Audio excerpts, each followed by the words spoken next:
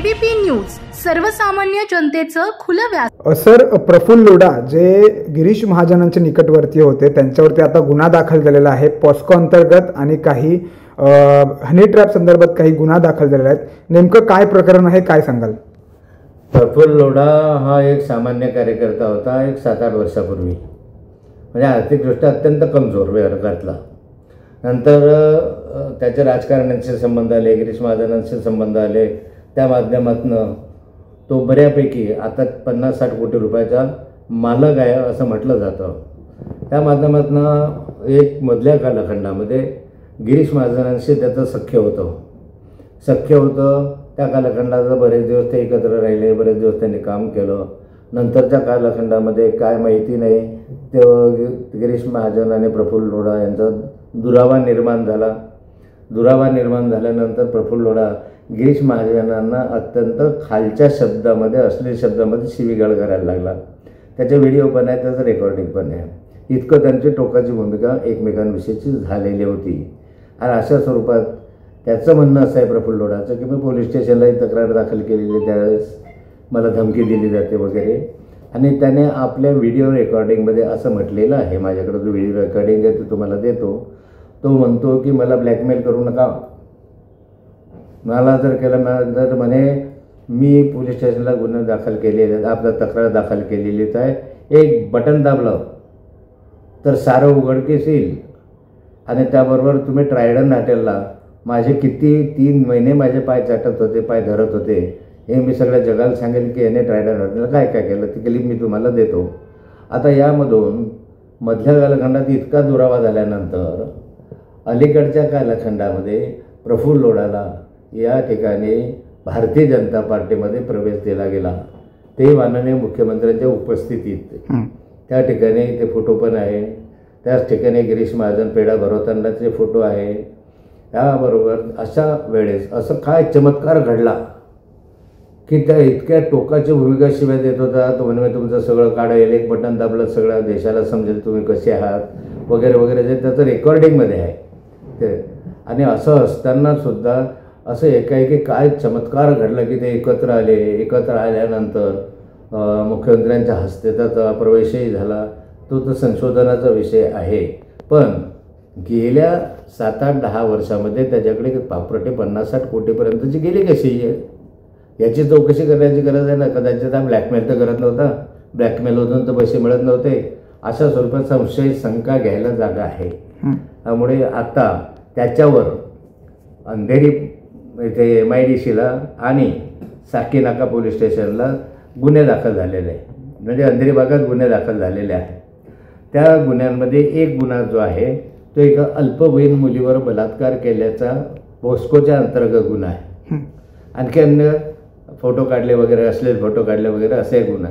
दुसरा गुन्हा जो आहे तो हनी ट्रॅपिंगच्या संदर्भामधला आहे, आणि त्या गुन्ह्याच्या संदर्भामध्ये त्याला अटकही झाली। अटक होऊन त्याला आता काय कदाचित जामीनसाठी तो प्रयत्न करतो आहे, परंतु या ठिकाणी असे सिरियस गुन्हे झाले, अशा माणसाला भाजपमध्ये घेणं आणि माननीय मुख्यमंत्र्यांच्या उपस्थितीमध्ये देणं आणि आदल्या कालखंडात इतकी टोकाची भूमिका असणं, अशा बरेचसे विषय त्याच्या माध्यमातून येतात। माझ्या माहितीप्रमाणे या जो लोढा आहे या लोढाचे अशा स्वरूपाचे त्याच्याकडे काही फोटो वगैरे आहेत, अशा संशयावरून ज्यावेळेस ध्वजेंद्र सरकार होतं त्या कालखंडात त्याच्यावर अशा याच्या सगळ्या घरादारांची चौकशी त्या कालखंडामध्ये झाली होती। ती CD किंवा त्याचे सगळं शोधण्यासाठी असेल काही असेल मला माहिती नाही, पण त्याच्यानंतरच्या कालखंडामध्ये अगदी 15 दिवसापूर्वी याच्या परत राहत्या घरी पहूर येथे, जामनेर येथे, नाशिक येथे सगळ्या ठिकाणी परत पोलिसांनी रेड घातली होती 15 दिवसापूर्वी। तर कशासाठी घातली, काय घातली हे तर आता पोलिसांच्या तपासांतेच बाहेर येऊ शकेल, पण हे गंभीर आहे। हे प्रकरण त्या 72 अधिकाऱ्यांचं नाही आहे।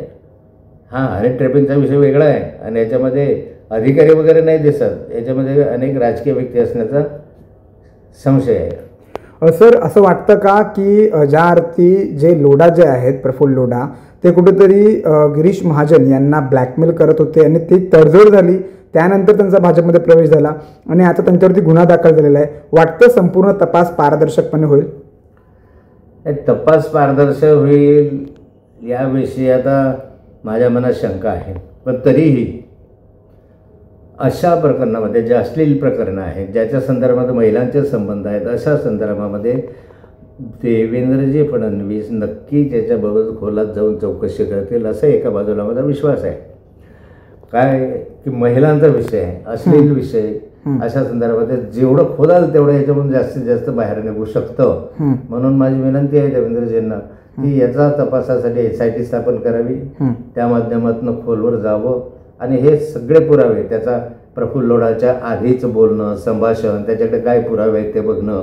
तो म्हणतो माझ्याकडे पुरावे आहे असं त्यांना त्या म्हणतोच आहे तो त्याच्याकडे, आणि ते पुरावे त्याच्याकडनं घेणं, त्याच्याकडनं काढणं आणि त्या पुराव्यामध्ये कोण कोण आहे मला माहिती आहे, पण मी दाव्यानं सांगू शकत नाही अशी स्थिती त्याच्यामध्ये आहे. ओके, धाग्याद्वारे वाटतं गिरीश महाजनपर्यंत पोहोचलेले असतील किंवा पोहोचू शकतात तपासामध्ये?